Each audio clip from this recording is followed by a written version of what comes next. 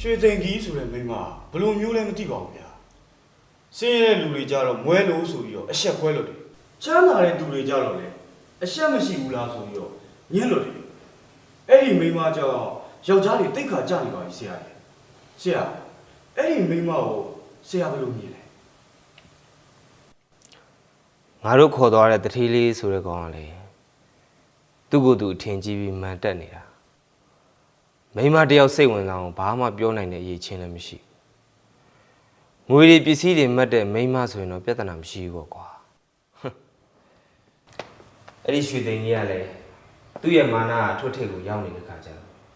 ဒိတ်ဒိတ်ချင်းသွားတွေ့တာပေါ့ကွာမိန်းမတွေစိတ်ဝင်စားတဲ့ယောက်ျားဆိုတာဆင်းရဲတဲ့ယောက်ျားတိုင်းကိုစိတ်ဝင်စားတာမဟုတ်တယ်လို့ချမ်းသာတဲ့ယောက်ျားတိုင်းလည်းမိန်းမတွေအထင်မကြီးဘူးပေါ့ဘယ်လိုလူမျိုးမှသူတို့ကစိတ်ဝင်စားတယ်ဆိုတော့သူတို့ကိုရင်ကုန်စိတ်လှုပ်ရှားအောင်လုပ်နိုင်တဲ့သူသူတို့အားကိုးအားထားပြုနိုင်တဲ့သူပဲစိတ်ဝင်စားတာအဲ့တော့မင်းတို့လည်းမိန်းမလူချင်တယ်ဆိုရင်သူတို့တတ်မှတ်ထားတဲ့စံချိန်စံညွှန်းနဲ့ညီအောင်နေဖို့ပေါ့ တော်ပါပြီဆရာရဲ့မိမတယောက်ရဖို့အတွက်အဲ့လောက်ထိအားမထုတ်ချင်ပါဘူးဟိုကျွန်တော်ကတော့လူပြိုကြီးပဲလုပ်တော့မယ်ဆရာရဲ့ စောင့်ကြည့်နေ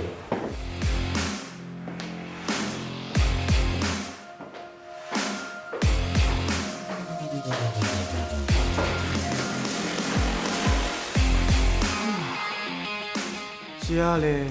ဒီကိုရောက်လာမှမိန်းမတွေနဲ့ပတ်သက်တဲ့သဘောထားတွေပြောင်းလဲသွားသလိုပဲ ဟုတ်ပါကွာငါတို့ဆရာရင်တော့ဆိုရင်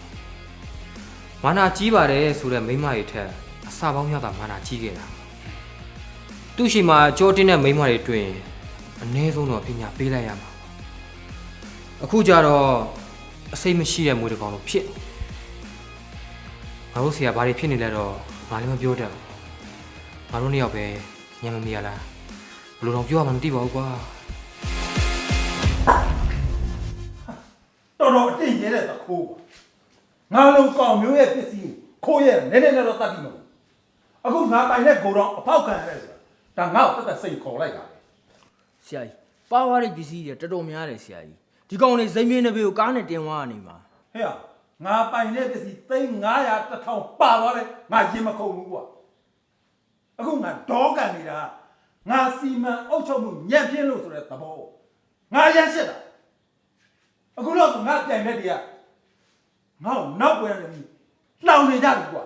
ဟမ်နေသမောတော်တော်အကြီးကြီးဖြစ်သွားတာဘယ်သူမှမသိကြဘူးငါဘာလို့ချက်ချင်းတရင်မို့တာ ဒီမတမ်းမှသတင်းပို့လို့ပါဆရာ နေသမောအဲ့ဆိုညတော့ဘာလို့လဲအဲ့ကောင်ခေါ်သားချက်ချင်းခေါ်သား ကျွန်တော်ရှိပါတယ်ဆရာ မင်းညဆောင်ဟုတ်ကဲ့နေသမောမင်းဘာလို့ငါ့ကိုချက်ချင်းတရင်မို့တာ ကျွန်တော်ခုမှအိယာနိုးလို့ပါဆရာ ဘာကွာညဆောင်ကအခုမှအိယာနိုးတယ်ဘာလဲကောင်ငါလောက်လိုက်တော့မင်းသိရောမယ် ကျွန်တော်တောင်းပန်ပါဆရာကျွန်တော်လည်းအရင်ကအခုလိုမျိုးတစ်ခါမှမဖြစ်ဘူးပါဘူးဆရာညကကျွန်တော်ကင်းလဲနေတဲ့အချိန်မှာဖះပြန်လာတဲ့အဖိုးကြီးတယောက်ရောက်လာပါဆရာသူကသူ့စီမှာပါလာတဲ့မုံတွေကိုကျွန်တော်ကိုကြွေးပါဆရာ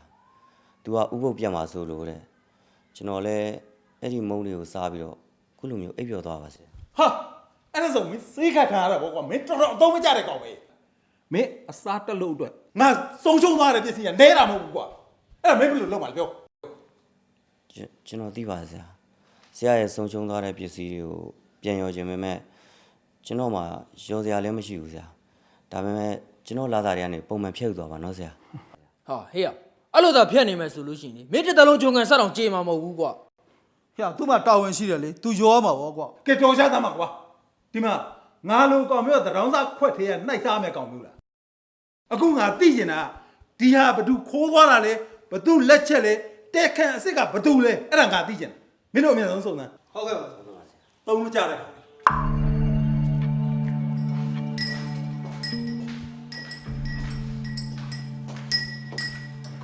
မမီးရလေအဖေပြန်လာတော့မလားအေးဒုက္ခကအမြင်ဖြော်ထားရတယ်နော် အိမ်တော်ဦးစီးယောက်ျားလေးဆိုတာစင်ရဲတွေဖြစ်စေချမ်းသာတွေဖြစ်စေမိသားစုကိုရှာဖွေကြည့်လို့ရပင်မရတဲ့ယောက်ျားကြီးကြီးပဲသမီးရဲ့စင်ရဲတဲ့လူကလည်းကာယခွန်အားနဲ့ကြိုးစားရတယ်လို့ချမ်းသာတဲ့လူကလည်းညာနာခွန်အားနဲ့ကြိုးစားရတယ်လေသမီးရဲ့ ဒါပေမဲ့လေသူတို့ရဲ့အပန်းဖြေမှုတွေကဘီယာဆိုင်နေဘီယာဘားတွေမှာပဲအပန်းဖြေကြရလေအမေရဲ့အမေဖြော်ပေးရဲ့အေးအေးကိုအဖေကတစ်လတစ်ခါတော့မှတောက်ဖြစ်လို့လား သူကသူတောက်တောင်မတောက်တောင်ကိုယ်တာဝန်ကြည်ရမယ်လေသမီးရဲ့ သူကလူဘီယာပါပဲသွားဘီယာဆိုင်နဲ့သွားတမီးဖေကအဖေပဲလေနောက်ခါမိဘကိုစိတ်ခုတဲ့စကားကြီးမပြောရအောင်နော်တမီးငါတမီးလေးငရဲကြီးမှဆိုလို့အမေကပြောတာတမီးဖေလာပြီတဲ့လာသွားရအောင် စိတ်ကူလျှော့ပါဆရာကြီးအဲ့ဒီကိစ္စတွေကိုအလောက်ကလူတွေလုံးမှာပေါ့ဘာဘာကြီးအဲ့ဒါလိုက်လုံနေတော့တထေးနဲ့ဘယ်တူရမလဲ ဟာတူမတူကွာငါအလုံးမှာဒါမျိုးဖြစ်တယ်ငါလုံးဝမကြိုက်ဘူးဒီကိစ္စကငါလုံးဝမကြည့်နဲ့တာ ဘာဖြစ်လာပြန်တာတော့ကိုတမင်း ကိုတော်ဖောက်ခံလို့ကွာပစ္စည်းတွေတော်တော်များပါသွားတယ် ဘာပါဝါလဲဖေ ပါတာပေါ့သမီးရေသူတို့ကစိန်ပြေနေပြေကိုဖောက်တာတိတ်ရှက်ဖို့ကောင်းတာပေါ့ အခုအဲ့တခိုးမိပြီလားဖေ ဘယ်မိအောင်မလဲသမီးရေမိလို့ရတော့ဒီအဲ့တခိုးတွေအဖေကတော့တတ်ပြန်မှာ တန်တရားလည်းမဲ့အလုပ်တွေမလုပ်ပါနဲ့ကိုတမင်းရဲ့အခုကိုပစ္စည်းခိုးခံရတယ်ဆိုတာအရင်ဘဝကကိုကလည်းသူများပစ္စည်းကိုယူခဲ့လို့အောက်မိတ်လိုက်ပါအကျွေးတစ်ခုကြေတာပေါ့ကိုတမင်းရဲ့ အခုကိစ္စအဲ့လိုမှတ်လို့မရဘူးမေရဲ့ဒီတခိုးတွေကိုခွင့်လို့ပေးလိုက်ရင်တမီးကိုရှာထားသမျှစီးစိမ်ပစ္စည်းတွေအကုန်လုံးကသူတို့အတွက်ပဲဖြစ်နေမှာပေါ့ သမီးပြောတာမှန်တယ်အဲ့ဒီတခိုးတွေကိုဖေမိအောင်ဖားတယ်ခက်တာအဖေတွေဒီကောင်တွေကိုအခုတည်းကမိအောင်မဖမ်းနိုင်ဘူး ဒါမှလွယ်လွယ်လေးပါအဖေရဲ့ဒီကိစ္စကကိုယ့်လူမပါပဲလုပ်လို့မရဘူးအဓိကအဲ့နေ့ညလုံချိုရေးကြတဲ့ဝန်ထမ်းကိုတိတ်ချာရိုက်စစ်လိုက်ရောဒီအဖေကိုပေါ့ရဲ့ ဟာသမီးပြောတာမှန်တယ်အဖေကလေသူတို့ပြောတဲ့စကားတွေကိုယုံပြီးတော့အပြင်းလေးတို့မဲပြီးရှာခိုင်းနေတာ သူတို့ကဘလို့ပြောလို့လဲအဖေ သူတို့ပြောတဲ့သဘောကတော့ကွာသူတို့စားမဲ့အစားအသောက်တွေကိုအစိတ်ခတ်ခံရတယ်ဆိုတဲ့သဘောမျိုးပေါ့ ဒါဆိုရင်တော့ပိုသေးကြသွားပြီအဖေတမီးပြောရဲ့အတိုင်းသာလုပ်ဖေတရခမ်းပေါ့တယ် ဟုတ်ပြီအဲ့ဒါဆိုဖေဖေခေါ်ပြီးတော့ခုချက်ချင်းကိုသွားတယ် တမီးကိုလိုက်လို့ရလားအဖေအဲ့ဒီကလင်ကြစ်ကောင်ရဲ့မျက်နှာကိုတမီးမြင်ဘူးကျင်လို့ပါ သိရတာပေါ့သမီးရေသိရတာ ကဲညီမလေးအခုညီမလေးအရန်လို့ရင်းနေတဲ့ငကက်လေးရတော့ပျော်သွားပြီမလား ပြောတာဗောကိုကြီးရဲ့ညီမလေးကလေသူများရဲ့အဲ့လိုငကလေးပန်လို့ရှိရင်ညီမလေးလည်းလိုချင်တာအခုကိုကြီးကဝယ်ပေးတယ်ဆိုတော့အရန်ပြော်သွားပြီကိုကြီးနောက်ကြလို့ရှိရင်ညီမလေးကိုဆွဲကြိုးလေးလည်းဝယ်ပေးအောင်နော် ဝယ်ပေးမှာပေါ့ညီမလေးကအကုန်လုံးဝယ်ပေးမယ်သိလားပြီးတော့လေကိုကြီးကအခုညီမလေးကိုအဲ့လိုမျိုးလေးဝယ်ပေးခြင်းလို့ကိုကြီးကစုမဲလေးတွေစုနေတာညီမလေးကနောက်စုမဲပေါက်ရင်ညီမလေးနဲ့ကိုကြီးအမေတို့လည်းဝယ်ပေးကြမယ်လေနော် ကောင်းတာပဲအမေလည်းအဖေဆုံးပြီးတဲ့ကနှစ်ဖောက်ခေါင်းလောင်းတဲ့နေရာကြားလာပြီအမေတနာပါတယ်နော် ဒါပေါ့ညီမလေးကဘယ်လိုပဲဖြစ်ဖြစ်ပါနောက်ကြရင်ကိုကြီးတို့မောင်နှမနဲ့ရောက်အခုလိုရွှေလေးတွေဝယ်စုမဲနောင်ရေးအတွက်ပေါ့ညီမလေးကလူတွေကသိတဲ့အတိုင်းပဲရွှေရှိမှအမျိုးတော်ကျင်ကြသလိုငွေရှိမှလူရသွင်းကျင်ကြတာညီမလေး ဟုတ်တယ်နော်ညီမလေးတို့ကပတ်စံမရှိတော့ရွှေမျိုးတွေကပါညီမလေးတို့မခေါ်ချင်မပြောချင်ဘူး ဘာမှမဖြစ်ပါနဲ့ညီမလေးကညီမလေးနဲ့မိဘေးမှာလေကိုကြီးတယောက်လုံးရှိရနော်တမ်းမယ်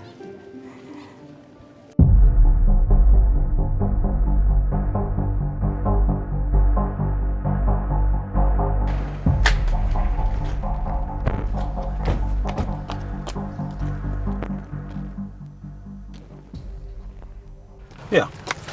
ဒါမင်းတို့ဘယ်ပြန်လာ ဟိုညီမလေးကိုငကက်ဝယ်ပြီးပြန်လာတာပါအနေ ငကတ်သွားဝယ် ဟုတ် မင်းကဘယ်ပတ်စံနဲ့ငကတ်သွားဝယ် ဟို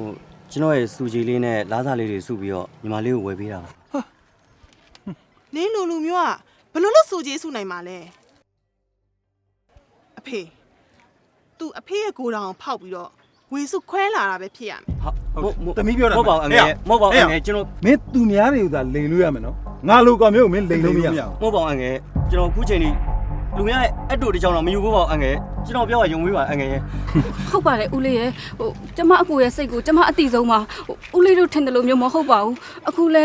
စုကျဲလေးနဲ့လားစာလေးနဲ့ပေါင်းပြီးတော့ငကလေးဝယ်ပေးရပါ ဟုတ်ပါတယ်အငယ်ကျွန်တော်ပြောရယုံပါနော်နော်အငယ်နော် သူတို့လူမျိုးကလေခိုးထားရင်ဘယ်တော့မှဝန်ခံမှာမဟုတ်ဘူး ဟုတ်တယ်အဲ့ဒါသမီးပြောတာမှန်တယ်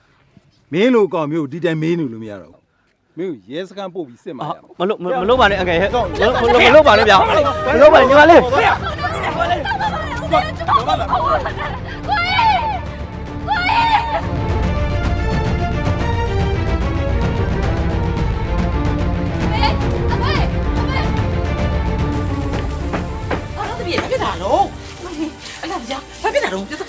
ကိုကြီးကိုလေသူတို့တွေဖမ်းသွားကြပြီအမေရဲ့ တားရီကိုဖမ်းသွားတယ်ဘာဖြစ်လို့လဲဘာဖြစ်လို့ဖမ်းတာတော့ သူတို့ကိုယ်တော်ပစ္စည်းတွေပျောက်တာကိုကြီးခိုးတယ်ဆိုပြီးဖမ်းသွားတာသမီးတို့ဘယ်လိုလုပ်ကြမလဲမေ ဖေအဲ့ဆိုဘယ်လိုလုပ်လဲအမေတို့ပါပဲကြောက်တော့တော့ခံရှိရလဲမဟုတ် ဒုက္ခပဲအာဘယ်လိုလုပ်အောင်မလို့ဟာအာ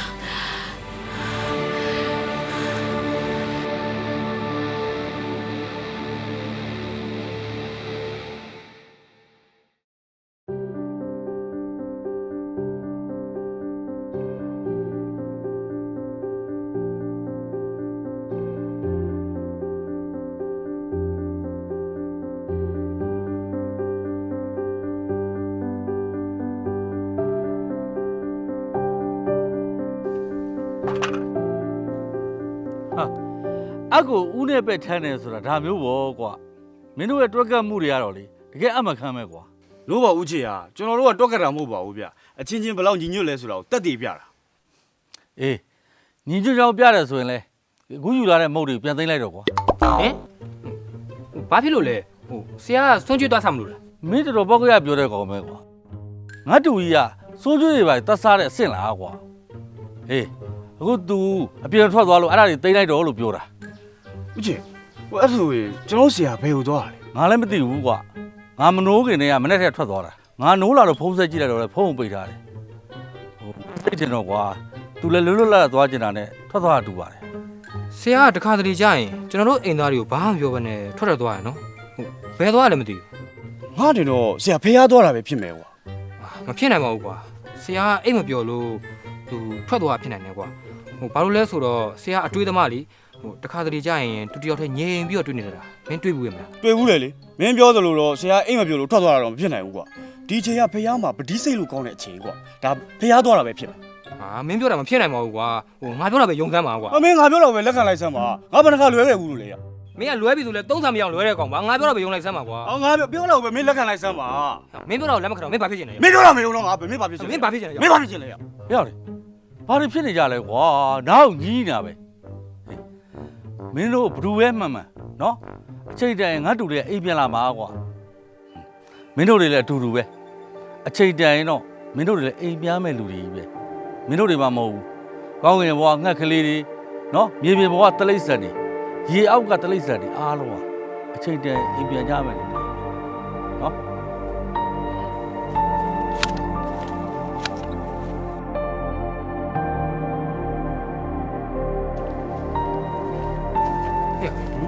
ငါတို့ကကိုယ့်အိမ်ကိုနေကြတယ်ကွာဘယ်ကိုပြန်ရမှာတော့ငါတို့ကိုလှုပ်ထုတ်ဖို့အတွက်ပြောနေတော့မဟုတ်တော့ပါဘူးနော် ငါတို့ကိုလှုပ်ထုတ်တယ်ထားပါဦးဆရာတို့ကဒါဆရာတို့အိမ်လေသူတို့ကဘယ်ကိုပြန်ကြမှာ ဆရာတို့ကအရင်အိမ်ကိုပြန်နေထားပါတော့ကွာမိဘမြေရောက်ကတရိတ်ဆန်နေရရောဘယ်ကိုပြန်ကြမှာ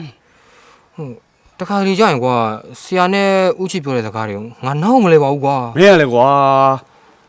မင်းကနားလဲလို့လား မင်းနားမလဲသူငါလည်းနားမလဲဘူး ဟောဒါနဲ့အိုက်တင်ခန်းနေတယ်ကွာမင်း Cheers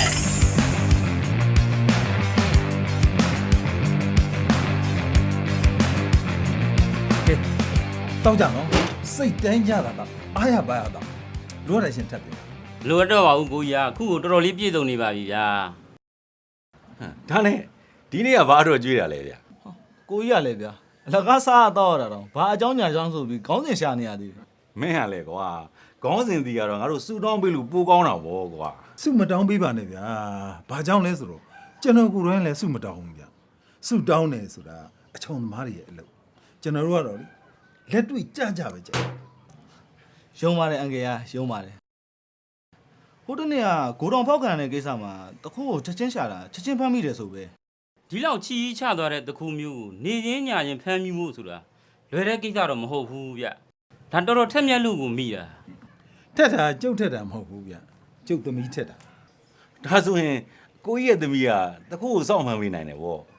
တကူကိုစောင့်ဖမ်းတာတော့မဟုတ်ဘူးဗျာတကူဘယ်သူဖြစ်နိုင်တယ်လဲဆိုတာ तू က idea ပေးတာ တော်လိုက်တာဗျာငကူကလေးကကိုကြီးသမီးကမာနာကြည့်ပြီးထက်မြက်တယ်ဆိုတာတမျိုးလုံးကသတင်းမွေးနေတာပဲ အဲ့လိုထက်မြက်တဲ့မိန်းကလေးကိုရောက်အောင်မကြိုးစားနိုင်တော့မောင်စော်ငယ်တို့ညံ့နေကွာ ဟုတ်ပါကွာအဖေတယောက်လုံးကပြုံးပြုံးကြီးခွင့်ပြုထားတော့မင်းလုံးလုံးကြီးညင်းခံရတယ်ဆိုတော့မင်းကုန်းကုန်းပြီးတော့သာ ဟာဟဲ့လူကုန်းကုန်းရပါလေဗျာ ပြောတာမင်းကုန်းကုန်းကြီးနဲ့မျက်နှာနဲ့ကတ်တရလန်းနေတာပို့လိုက်တော့လို့ပြောတာ ကျုပ်သမီးထူးချွန်ထက်မြက်တဲ့အကြောင်းပြောရင်တော့ဗျာဒီတနေ့လုံးပြောလို့ကုန်မှာမဟုတ်ဘူးဗျ အေးဗျအဲ့လိုထက်မြက်ထူးချင်အောင်လို့ငငယ်လေးတွေကဘာစိတ်တွေတိုက်ပြီးဘလို့မှပြုစုလေ့ကျင့်ပေးကြတာကျို့တို့လည်းမျှဝေပါအောင်ဗျာ ဘာစေးမှလည်းမတိုက်ဘူးဘာလေ့ကျင့်မှုမှလည်းမလုပ်ကျုံနဲ့တူနေတာကိုဟာသူအော်တိုထူးချွန်တက်မြက်တယ် ဟုတ်ပါဗျာဟုတ်ပါဗျာโอเค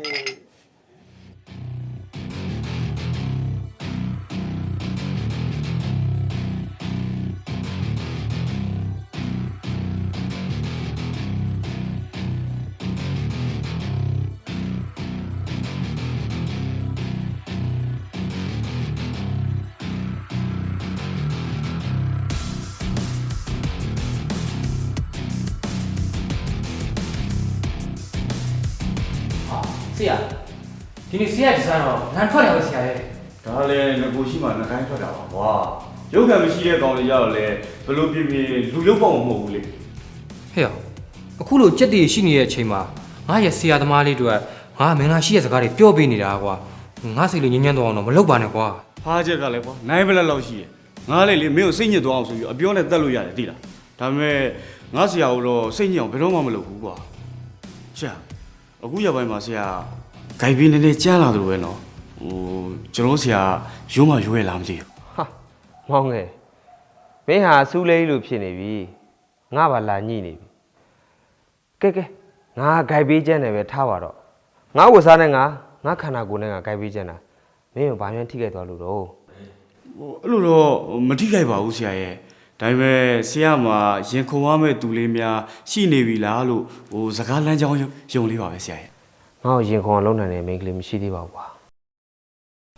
အခုငါသွားမယ်ဆိုတာလည်းကိစ္စရှိလို့သွားမှာဒီလိုဝတ်စားရတယ်ဆိုတာလည်းသွားမယ့်နေရာအနံကြီးကွင်းကျယ်တွေရှိတဲ့နေရာမလို့ဝတ်စားရတာ မှန်လားဗောဆရာရဲ့လူမဟုတ်တောင်းပါအကိုတဲ့ဟန်ကိုဖို့မန်ကိုဖို့ဆိုတာရှိတယ်လေတကယ်လို့ကို့မှာမရှိခဲ့ဘူးဆိုရင်တော့မှသူများစီကငှားဝဲရမှာပဲဆရာ ဟာဟဲ့ဆရာငါ့ဝေရမယ်ဆင်လားကွာမင်းရတယ်ဩဒါနဲ့ဆရာ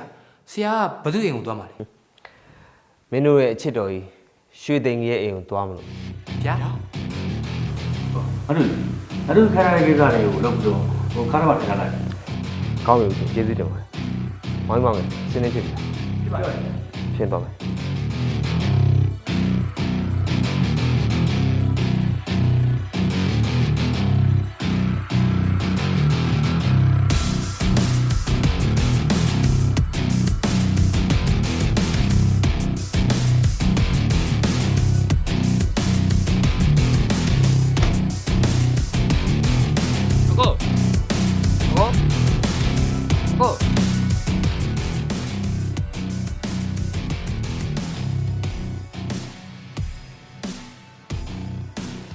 ဘာလို့လဲဘာကိစ္စလဲ ကျွန်တော်ဆရာစိန်ကုန်တယ်လေးနဝရက်မောင်ကဟော်ရီယာတထေးကြီးဦးတက်မင်းနဲ့တွေ့ကျင်လို့တဲ့ စိန်ကုံတယ်လေးနဝရက်မောင်ဟုတ်လား ဟုတ်ပါတယ် ဒါဆိုရင်ခဏဆောင်တော့ကျွန်တော်တော့ပြောပြီ ကောင်းပါ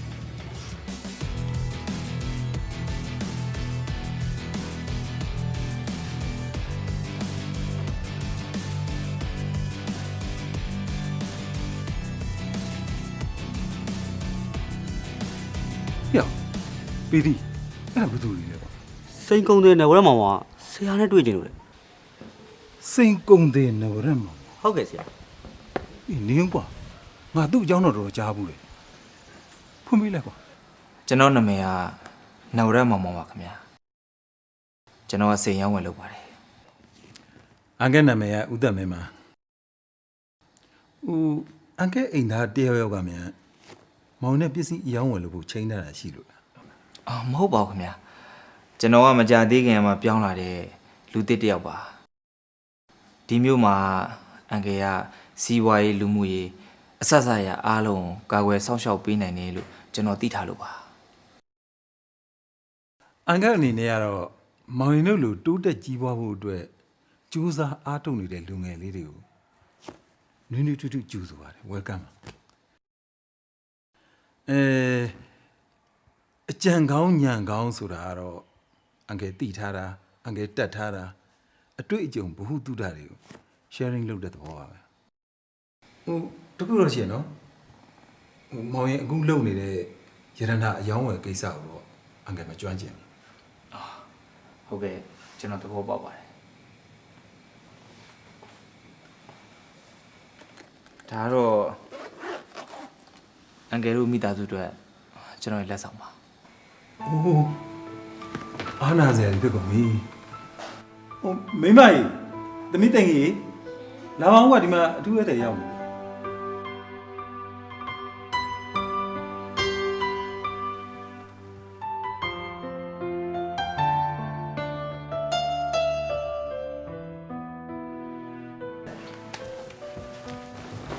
မင်းရုပ်မိတ်ဆက်ပေးရအောင်မဲဒါဒုမျိုးကိုမှပြောင်းလာတဲ့စိန်ကုန်တန်လေးနှဝရမောင်မောင်တဲ့မောင်ရင်ဒါအန်ကယ်စနီမြသိင်ကြီးတဲ့ဘုကအန်ကယ်သမီးရွှေသိင်ကြီးတဲ့ ဟုတ်ကဲ့တွေ့ရတာဝမ်းသာပါတယ်ကျွန်တော်ကနဝရမောင်မောင်ပါ အန်တီတို့လည်းတွေ့ရဝမ်းသာပါတယ်ကွယ်အန်တီတို့အတွက်မိတ်ဆွေတစ်တိုးတာပေါ့ အော်ဒီမှာသူအတွက်လက်ဆောင်နဲ့မရှိပါဘူး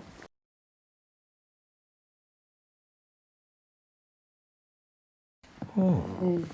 မောင်ရဲ့စိတ်နီးနဲ့တံမိုးကြီးလိုက်တာဒါလေးကဟိုပွဲနေပွဲတိုင်းဝတ်လို့ရတာပေါ့နော်ဒါအမျိုးသမီးဝတ်လေသမီးပွဲတွေဝတ်လို့ရတယ်ပေါ့နော် အဖေနဲ့အမေပဲဝတ်ပါတမီးမအဲ့လိုမျိုးရင်မှာတပေါင်းကြီးပဲ ဟောရှိတာတော့ရှိတာပေါ့သမီးရေဒါတစ်ဖက်သားလက်ဆောင်အနေနဲ့ပြီးတဲ့ဥစ္စာပို့ပြီးတန်ဖိုးထားရတယ်သမီးရေကဲမိမအဲ့ဒါလေးစားကြတော့ဆက်တူတော့စီမယ်နော် ဟုတ်ကဲ့ပါအဖေ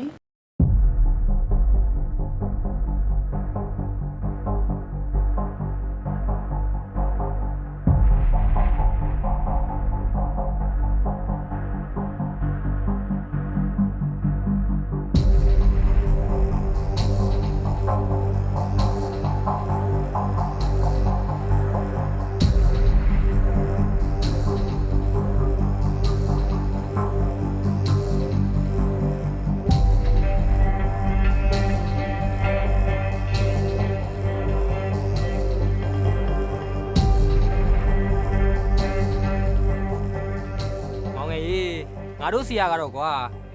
အခုချိန်ထိသူ့ကိုရင်ခွန်လုံးနိုင်သေးတဲ့မိမမရှိသေးဘူးတဲ့ကဲအခုကြတော့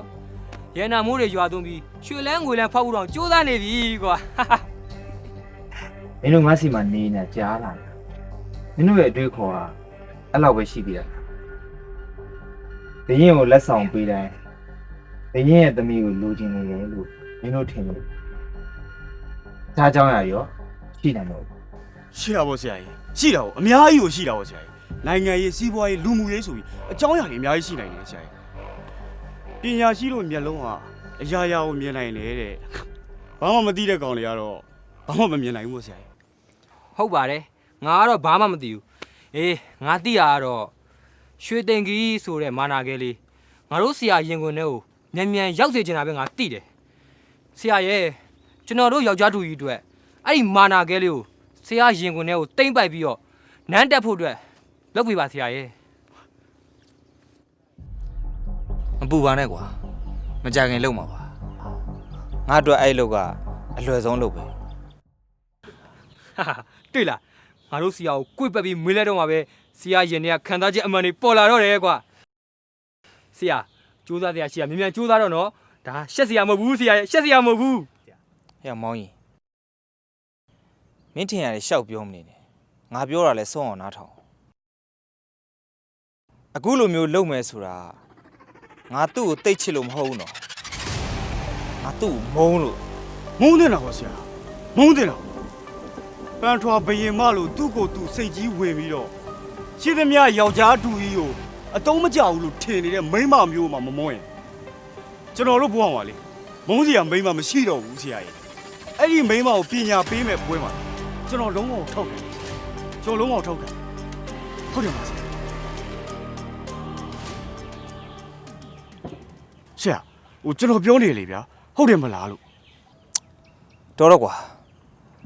ဘာမဟုတ်တဲ့လူတယောက်အကြောင်းအရေးရလုပ်ပြီးတော့စကားနဲ့ထည့်ပြောမနေစမ်းပါနဲ့ချိန်ကုန်တယ်အခုမင်းတို့ရဲ့လွတ်လပ်ပိုင်ခွင့်အချိန်တွေကိုစိတ်လွတ်ကိုလို့နဲ့ပေါ့ပေါ့ပါပါနေလိုက်စမ်းပါ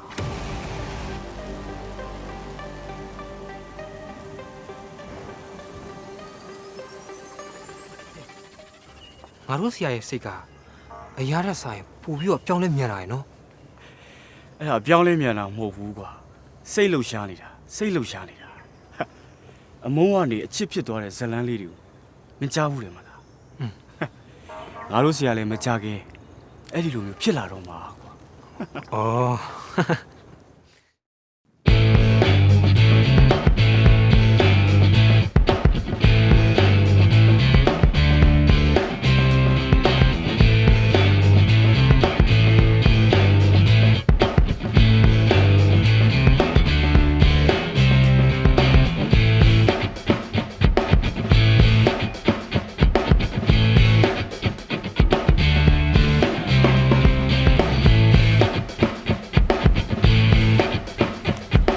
မင်္ဂလာပါမင်းလေး ဘာလာကြောင် ကြောင်တော့မဟုတ်ပါဘူးမင်္ဂလာပါလို့နှုတ်ဆက်တာလေ ဒါမိန်းကလေးတယောက်ကိုဝင်ရောဖို့အတွက်ရှင်တို့ယောက်ျားလေးရဲ့လက်သုံးစကားမဟုတ်လား မင်းကတော်တော်ဘူးသူတာနေတာပဲမြန်မာလူမျိုးတယောက်ဖြစ်ပြီးတော့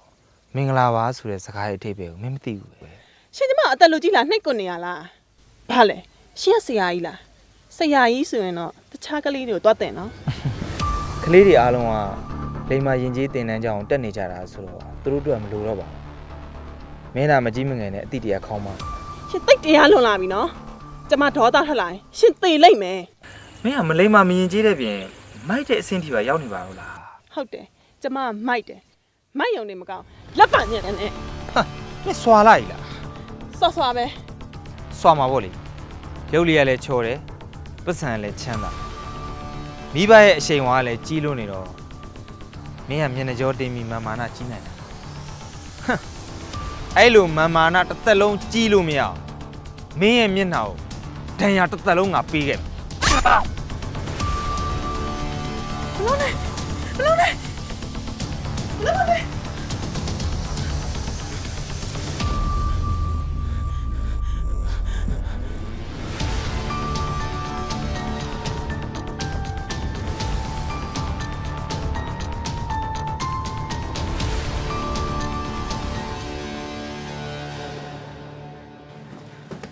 ဟဲ့သမီး